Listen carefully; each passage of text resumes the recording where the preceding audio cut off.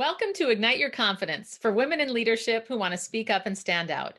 I'm your host, Karen Laus.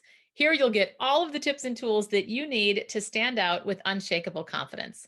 Let's dive into today's episode. Well, hello, everybody. And I'm so happy to have Kelley with us today. And I'm going to turn it right over to you, Kelley, and tell us who you are and what you're all about. Yes, I'm excited to be here too, Karen. I am Kelley Bonner. So I am a company culture strategist. I'm a podcaster and I'm a licensed therapist. So basically what that means, because that's a mouthful there, is basically what that means is that I help companies understand that the road to profit is with people or through people, not this kind of tension between, oh, it's the people I want to take care of or I want to make my bottom line, that it's between both of those. And I do that as a burnout expert. I talk about burnout and the impact that it has on the individual and on the workplace. So I make better workplaces that in turn make better people. So that's who I am. I love it. Did you always know that you wanted to be all these things? No. Because I feel like I need to hear the backstory. So I zigged and zagged. I tell people all the time, it's like a zigzag is my entire career. So I started doing mental health. So I'm a licensed clinical social worker. And my first interest actually was to work in a prison system and to help men, actually anybody of like a marginalized identity, but I wanted to help Black men.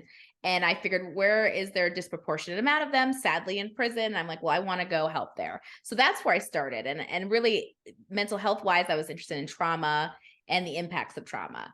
And I spectacularly burned out from that job. As you can imagine, a job working in the prison How long system were you would do there? that to you.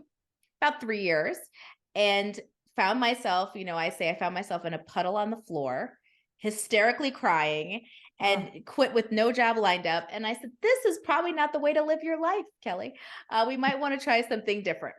So we zigged all the way into doing some work in mental health and other populations. And it's really been this journey of me recovering from my own personal burnout that led me to go zag again. Like, what do I want to do? I want to live overseas. And just this journey of processing, of putting the pieces together. And when it comes to burnout, particularly, what I have learned is that it's a language thing. You feel all these feelings, but it isn't until someone turns a light on and says, that was burnout, that you go, oh yeah, that's what that is.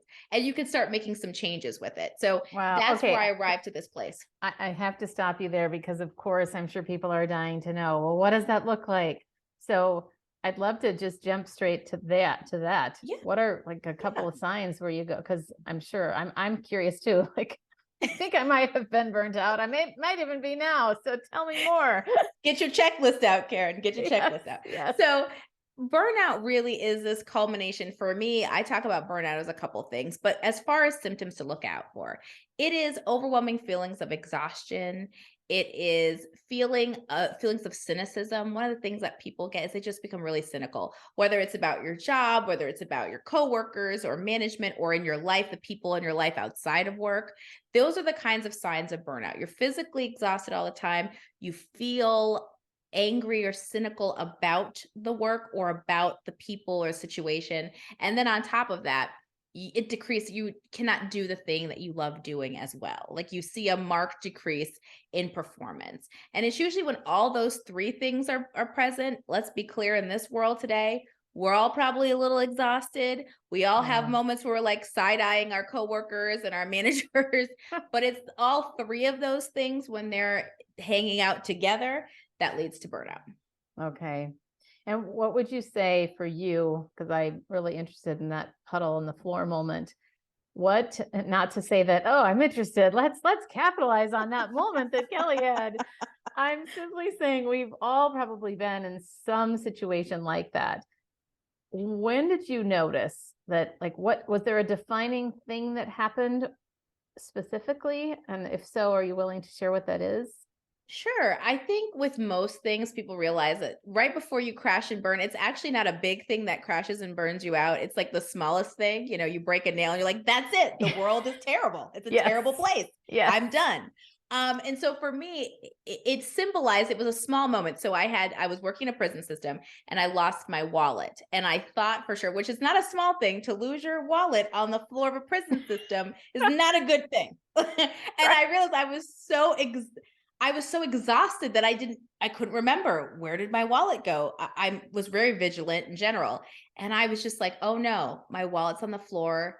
And I just was overwhelmed. Instead of like, Kelley, who's not burned out, would be like, take a breath.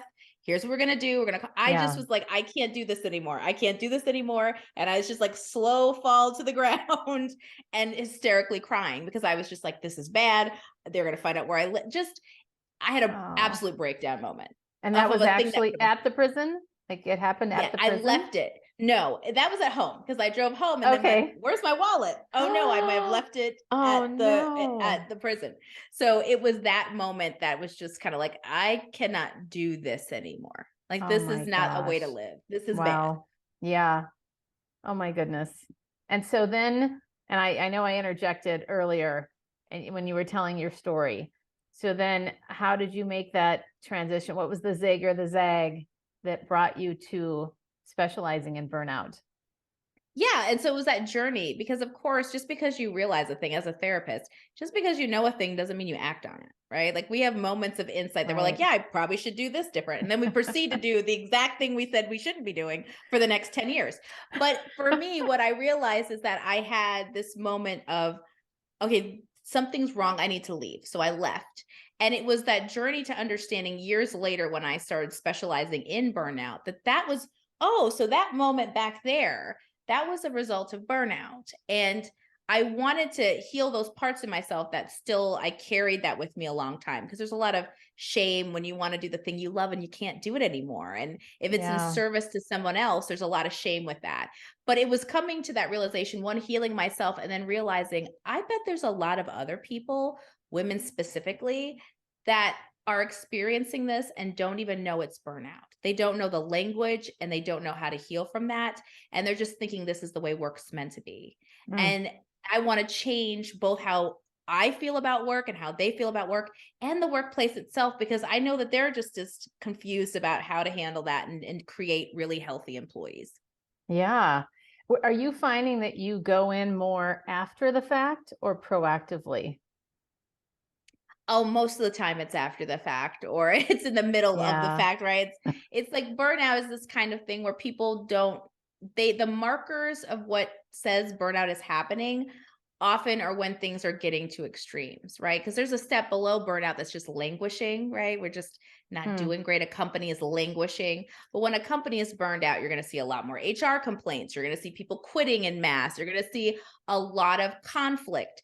These are the kinds of markers of burnout. And by the time that's happened, it's like, yeah, that's because, 50% of your people are burned out. And so this is how Right. they're showing up and they're acting. So a lot of times it is reactive to the moment, whereas you hope it's going to be proactive. Yeah. What do you tell people? I'm thinking about the business owners that are listening to this. What do you tell people that, like, as far as advice, what is the first step when you are in a company and it is after the fact? What do they start with? Get help and be honest. I think the one thing I would say to business owners is this: burnout feels like a complex, heavy problem. But in reality, the steps to solving it are quite simple. They require some small tweaks. Looking at your policies is a small thing you can bring someone to do. Asking people who are leaving out the door, like, why are you leaving? Asking people, are they able to manage their workload? Being able to set up resources. How much is your staff familiar with what your resources really are? Because a lot of times people don't know. They have all this access to things and didn't even know that was in the benefits package. That Sure. it's not overwhelming and big. It's small, simple tweaks that actually make that larger impact, and finding someone who understands that to help you get there. Hmm. Do you find that there are companies that have somebody designated for that now more than before? Yes, it is becoming, I see a lot in like culture officers, wellness officers. They're kind of adjacent to that. People who go in and try to make that a priority of the company. And that for me has been very wonderful to see because I think even 5 years ago, you wouldn't even find those titles to exist. And now Yeah. everyone's hiring for it. Right, right. It is amazing seeing it all over. And what about the companies where they're, well, I'm thinking about maybe it's the same thing, but you're the expert. So if somebody comes in or if somebody notices in the company that things are potentially at the burnout phase, but they're not sure, they feel like, well, I don't think it's that bad at this point, but we need to do something. What would leaders of that company do, or what would you recommend? Yeah, the goal is always to get it before it goes to like, oh, Yes. things are terrible, right? Part of it is checking in on your staff. Do you have a regular? So I talk a lot about communications tempo. How often are you talking to your staff? What are you getting feedback from them? And I don't mean surveying people to death, but I mean, like, are you checking in with focus groups? Are you utilizing your HR team? Or if you have this chief wellness officer, just to do check-ins. Are you soliciting feedback from folks? Are you providing those resources again? Are you communicating about, we've had a hard year where people put a lot of energy and effort, and I just want to say thank you. But I also want you to know, here's, we've talked with the experts, we talked with our employee assistance program, and they have like 4 tips to manage stress, or like, here's 4 resources. Making sure that you utilize the people that you have already working there to provide you with that information, so you can have this communications tempo with your workers, so they know, okay, I acknowledge what's going on, that you may be struggling, or you may be busy, and here's some resources, and the door's open, like, communicate back with me. Thank you. This is so good. And I'm just struck as I listen to you about how so much of this really does come down to simple communication, doesn't it? And you mentioned earlier about the fact that it's simple. And even though I think most people find it daunting, like, where do I start? And everybody wants to do it right, whatever right looks like.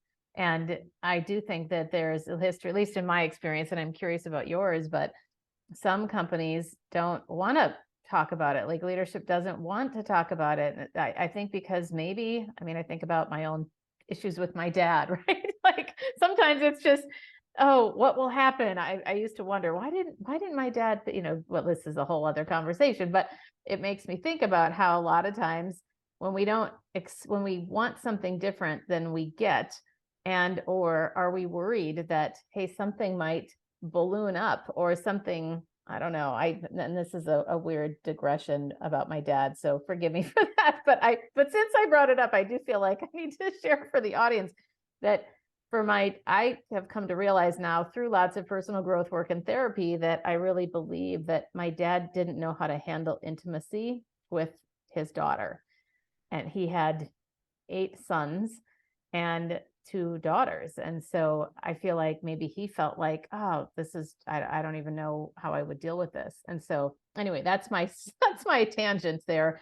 But I do sometimes wonder, is that what companies might be afraid of it? And then going, what if this blows up and I don't know what blow up looks like because it's unknown, and we're afraid of the uncomfortable. And so we don't know what to do with that. And then we're worried if we would be able to cope or have the resources to handle that. Can you comment on that? Absolutely. I think that that's part of it. As somebody whose whole career has been about talking about uncomfortable things, whether it's sexual assault and violence, burnout, those kinds of things, I know exactly what leaders are feeling. And it's the fact that, to be simple, put it simply, feelings are overwhelming and big, the actions are small. So what gets in the way of the small actions are the big feelings, right? When you talk about burnout, you think, I have a company, where do I even begin? People are quitting. I can't let people quit. I can't tell people not to work. They have all this fear gets in the way, which is why you have people who do the different jobs you mentioned. You have people like me. It's like, we help you get past those feelings to feeling confident about the issues, feeling confident about it, not necessarily comfortable, right? And so the goal isn't comfort, because these are uncomfortable things. The goal is to bring it out loud and say to me in a safe space, I'm scared of this. I'm concerned about X. And then say, yes, let's talk about that. But what if I told you there's a simple action? You could just do action A. And then you don't have this overwhelming, but the feelings are big. The actions are actually small. But as we know, our feelings get in the way. Like, I could have just called the prison and said, my wallet is missing. Can you help me find it? No, I was so overwhelmed, I'm crying on the floor. The feeling was big. The action actually wasn't that big. That's really powerful. Yeah, so good. What do you think? I'm thinking about you specifically, because this podcast primarily is women business leaders that are listening, whether they're in corporate or they're entrepreneurs, what advice would you give them specifically, perhaps from your story or your expertise, for how to, I don't know, just cope with some of these things nowadays? Like, I mean, just in general, any tips that you could offer? What I tell to people on an individual level, there's corporate burnout and there's individual burnout. And I tell people burnout is a betrayal on an individual level. What that means is I believe that burnout happens when the person you want to be and the person you're showing up as, there's a gap. And you're betraying the person you want to be by showing up a certain way. So for people who are struggling with this issue, it's going back to ground zero and saying, what primarily matters to me? What matters to me in life? Forget about work, just in life. If family matters to me, then I need to stop betraying myself by staying late and missing dinner with my family or missing date night with my partner. If compassion matters to me and just being a good person in the world, then I need to start measuring work by, am I being compassionate today? You know, am I cussing out everybody under my breath? Or am I having, you know, a conversation of like, I can see how someone's stressed. Yeah. And really reshaping that to align who you want to be and who you really are underneath it with how you're showing up in the world is your top priority. You align those things. It doesn't matter what job you have. It doesn't matter what you do. You will be far less likely to burn out. Wow, that's so good. Can you say that one more time, that phrase? Yeah. You want me to remember what I said 2 seconds ago? No. What I say, when you are able to align who you truly are, who you want to be with how you're showing up, that you will not burn out. It's not possible because Yeah. it's in that alignment that ensures that you won't burn out. And that ensures you're just going to have a better life. Let's be honest. You'll have a better life all the way around. Totally. Yeah. It makes me think about, somebody said something once, I don't know where it came from, but when you're faced with a decision, what would the person that I'm becoming do in this moment? And I love that frame or frame of mind, or whatever you would call it, reframe perhaps for some. And I'm so big as well on aligning your internal world with your external. Particularly for me, you know, my expertise is all around communication and confidence. And that if we're hiding our true selves and we're not expressing who we truly are in the world, there's such a, like, I mean, frankly, you know, you talking about prison earlier, it's like we have this prison of our own making where we actually have the power of self-agency to choose differently. And I have to admit, sometimes I have to tell myself, honey, you chose everything. You chose all of these things. When I'm feeling like, I can't believe this, or I can't believe that, I think you could have chose differently. So maybe that's another thing to look at, the choices that we're making as well. So yes. Here's what I would love to learn a little bit more of with you. Specifically, first of all, thank you for your vulnerability about your puddle moment, as you mentioned. And is there a time when you perhaps made a mistake or failed at something that was a huge disappointment for you? And if so, would you be willing to share it and then talk about how you recovered from that or what you learned? Yeah, I mean, I think the prison stories definitely felt like a failure because I had come in to understand not everybody dreams of working in the prison system. I'm that person. I did. We can unpack that later, but I did. And it was my dream. And I had my whole life figured out. I had exactly where I was going to live as a child. I want to live there and I'm going to do this Really? work. Like the Yeah, and actual town yes, or neighborhood? yes. And the house, like the apartment on the Really? river. And I achieved all of it. At 24, I had the job I said I was going to have. I was living in the place I wanted to live at. And I was doing the work that I thought I was going to be doing to the day I couldn't do it anymore. Like I really felt, I found the work to be very meaningful. And so for 3 years later, I'm not even 30 at this point, for me to be able to quit without any job lined up, which then meant the apartments going bye-bye, right? Because I need to be able to pay rent and I don't have a job anymore. I lost all those things in pretty quick succession and had to move, had to find another job. And I carried a lot of that shame with me from not being able to do that. And so that has been a time that I failed and learned, I perceived it as a failure. Yeah, I think that's a really good point, isn't it? Because when you shared that story, I didn't think of it at all as that. And so Right. it goes back to what you talked about, like the feelings are big, that your feeling, my feeling, anybody listening, their feelings about their decisions and choices. It's fascinating to me, but continue. And that's exactly what I learned from it. You're hitting exactly what I said I learned from it, which is like, I felt like a failure. I wasn't a failure. And that was a journey to being able to make that language distinction, right? And I think for women, we often, and people in general, we feel failure and we wear it as like a person, like it's our personhood, right? We made a mistake. My mistake was working at the prison system. That probably wasn't the dream, right? That was a mistake. I'm not a failure though. I made mistakes. I failed at something. I'm not a failure. Right. But that was a long journey to be able to do that. And to your point of what you do, because of the way I wore that failing, that mistake, that moment, it blocked confidence. It stopped me from going to where I needed to go. And I think so many women also are wearing mistakes as failure, as like a description of who they are. Right. And that is the enemy of being able to show up authentic, and the enemy to being able to show up competent and really tap into all that you can do. Totally. Oh my gosh. Yeah, it's so true. And it's so sad. And I think my own story is that I held back for so long. And then you look back, or at least I did, and I go, for what? And, thinking that, I'm doing the right thing, whatever, like air quotes, whatever the right thing is, feeling like I'm making these best decisions. And then I find it fascinating when you really unpack all of it and you sort of, whatever, take all of the, if you want to call them masks, or, when you pull everything off, you're left with this brilliant person. And yet we tend to hide and do all kinds of things to people please and be accepted and all the things. Anyway, goodness, so many things that can get in our way. So let's talk about, and thank you, by the way, for sharing that, because I think that is very relatable as well for women. And like you said, really all genders, frankly. And I do think that a lot of people are hiding and don't even realize it sometimes. And yeah, I think that to me is also really sad. What is something you're most proud of in your life? I am most proud of the fact that I am now living the life I always wanted and dreamed of. And part of it was the decision that I made that other people might have been like, are you okay? Do we have to call somebody?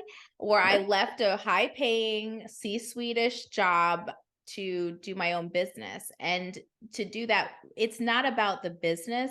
It's about the decision process that went into making that, right? It wouldn't matter what I did. If I decided to, become a chorus girl, or if I decided to start this business. But what I did is I really I had the confidence and the belief in myself that I deserved to have the life I dream of. And I didn't want to hold off anymore. And I made a decision. I said, when I get to this point, that's it.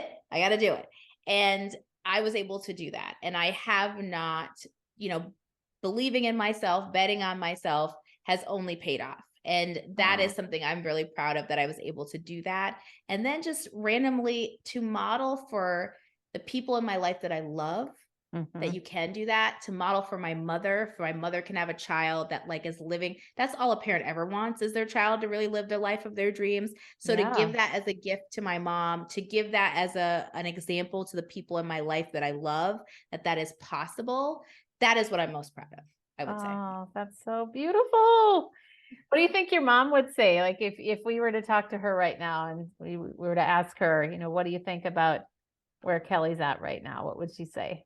She would say two things: go girl. And the second thing is she speaks Creole French. So she would say Mama Bordeaux, which means mama's good. Like, look what I did. So she would, my mother definitely would claim my accomplishment. She's like, I birthed you. This belongs to me. That's what she would say. She'd be very proud, and is. I love it. That's so fantastic. I'm thinking too about another focus of mine is speaking up to not miss opportunities. So is there a time that you were think about it from two opposite directions? One, was there a time that you wish that you had spoken up, but you didn't, and what happened? Or was there a time when you spoke up, maybe when you wouldn't have in the past, and now you're going, oh my gosh, this is so awesome, because I wouldn't have done that before. Yes. So, and they're the same thing kind of. So for me, like I said, I've had a career of being in hard jobs, talking about hard things. Yes. And so there's a measure of me that has a lot of bravery about talking about the big stuff. Like, you can't be doing this and I don't care. And you did this thing and I don't care. I've dealt with serial killers. Like, I don't care. But when it came to myself, I was not brave. Like, I was brave on behalf of others. I was brave on behalf of a topic. I wasn't outspoken about myself. So where my boundaries were being violated and broken left and right, which also leads to burnout, I was silent about them, and to my own detriment, to the puddle on the floor. That was the start of it, right? Is how I wasn't speaking up for me and speaking up in a way that mattered. And so fast forward, before I left and started working for myself, I was able to do that more. I was having, and I realized that they intersect. Like, oftentimes we do work that we love, and it's like, well, part of you being able to love what you do is to be able to love yourself. And part of modeling and the work I do specifically around sexual assault and burnout, it's like, these are people issues. How can you not speak up for yourself? And so I was very proud of me having a conversation about salary raise, where I said, and, they kind of said, well, you're acting a certain way. And I said, absolutely. How could I ask and advocate for others if I don't advocate for myself? And so therefore I am worth this. Whereas before I'd be like, okay, I'm just happy to do the work, and be bitter. Let's be clear, bitter and saying all kinds of things behind their back about life. And so for me, that was a full circle moment of advocacy for myself and translating to something tangible like salary increase. Oh, that's so great. Congratulations. And that's inspiring for the rest of us, for sure. What's the hardest client you've ever had, or most challenging? So believe it or not, I'm not going to go with the thing people would think, which is like working with people who've killed people in life. I'm going to say, it's actually working with organizations that I had a job where the organization just was stuck and it wasn't willing to move forward. It wasn't willing. And it was a matter of me saying to myself, well, do I want to continue to work here, or do I want to do something else? And they were committed to just being in struggle. Like, they were committed to the fact that it's not going to get better. And here I am trying to shoot up ideas. That's my job, right? Like, it can get better, do this. And they're like, no, not that. And they also didn't see me, which I think for women is really important. They didn't see or value me and my talent. It's like, you brought me here as an expert, but you don't actually let me be an expert. I know, and thanks to my genes, I do look like a small child. I'm only 5 feet tall, and I do look younger than my age, but you did hire me and I am the expert, and you don't listen to me, and you're committed to being in this struggle. And I that was one of the most, it almost was confidence shaking. It didn't turn out to be, but that was one of the most frustrating, I think, experiences I've had in the workplace. Oh, committed to the struggle. That's a really good phrase, but not one that I would say most of us want to say. Yes, let's be committed. That's really good. All right. Well, is there anything that I haven't asked you yet that you want me to ask you, or that you'd like to share? I don't know. We covered a lot of great stuff. I think the parts about just women betting on themselves and, making sure they're not committed to struggle in their own life, because goodness knows I've been at points in my life too. So I think we covered it all, though. Well, you know what I want to hear about is your podcast. Yes. So I have a podcast. Yes. Called Black Girl Burnout. And it is all about, for me, it's like all the things that I wanted to do in the beginning. I told you in the beginning, I wanted to work with marginalized groups, and I wanted to do burnout work, and I want to work with women. So it's like, yay, let's put all these into this little slot. So Black Girl Burnout is dedicated to helping Black women, what I call opt out of struggle and opt into a life of joy and authenticity. And along the road, let go of burnout, right? And so we talk about how to do that 3 times a week. It's like 15 minutes or less. And I do practices for them that really are mindset shifting practices, right? It's one of the joys of my life to be able to do this podcast and to reach to women and help them leave behind a legacy that has taught us, I think, as women, and particularly as Black women, that suffering and struggling and fighting is that's life. And it's like, no, life can be joyful. Life can be beautiful. It's just about perspective shifting. And that's what I try to do 3 times a week. Wow. That's fantastic. What a commitment to your audience. I love it. So good. Well, on that note, tell us where we can reach you. And tell us You what you're can looking for. What do you want? What can you So ask in for? life, the list is long, but I'll make it short for the purposes of the audience. I will say that if you know of anyone, an organization style, C-suite or HR, who's looking for someone to do what I do, which is go into companies and optimize them, I'm your lady. Contact me. And you can always tune into the podcast. It's for Black women, but really all women are listening to it. I get letters all the time like, I'm listening to this and this is great. So to connect with me, you can go to kelleybonner.com. And then it's Kelley A. Bonner across all the socials. And that's where you'll find out information about organizations and information for yourself. I give a lot of free resources along burnout. I love it. Well, and you're such a fun person too, that you've got this great expertise combined with this incredibly likable personality. So I have so enjoyed the conversation, Kelley, and I really appreciate you being here. So thanks so much. Thank you.